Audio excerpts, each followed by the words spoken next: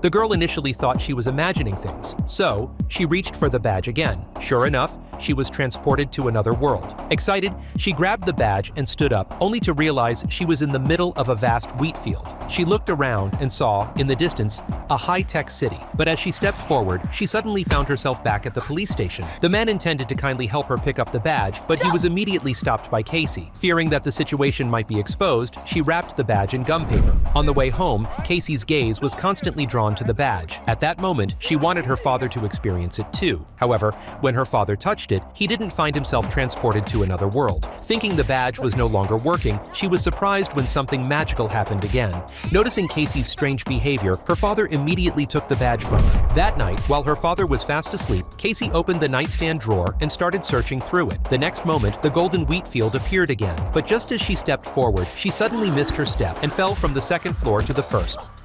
After recovering, she wrapped the badge in a sock and excitedly pushed a cart onto the street. Following the badge's guidance, she arrived at an open space. When she touched the badge again, she found herself inside the city. The people here soared through the sky using jetpacks. Casey was amazed by the technology of this world. Soon after, she followed the crowd and boarded a hover train. During the ride, she spotted an anti-gravity swimming pool. Upon closer inspection, a countdown appeared on the back of the badge. As the train reached the station, Casey followed the crowd off the train. Watching the scientists discuss something, she curiously approached to take a look. At that moment, a group of young people were preparing for interstellar travel, and Casey eagerly followed them. But after taking a few steps, she suddenly found herself submerged in water. When she lifted the badge to check, she saw that the countdown was almost over. Realizing this, she tried to enter the capsule, but soon realized the water level was rising. Before she could act, she was returned to the real world. In order to enter the high-tech world again, Casey had her brother open their father's computer and searched online for information about the badge. Based on the address listed on the website, Casey took a bus to a store.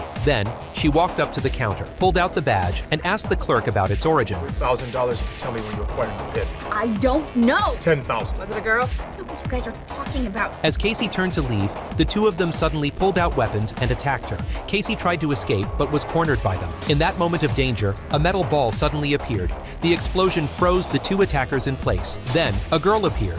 As the bomb's effect wore off, the girl and the two attackers began to fight fiercely.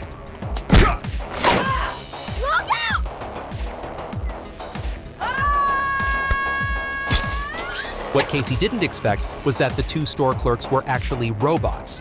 Just as they were leaving, the attackers activated their self-destruct system.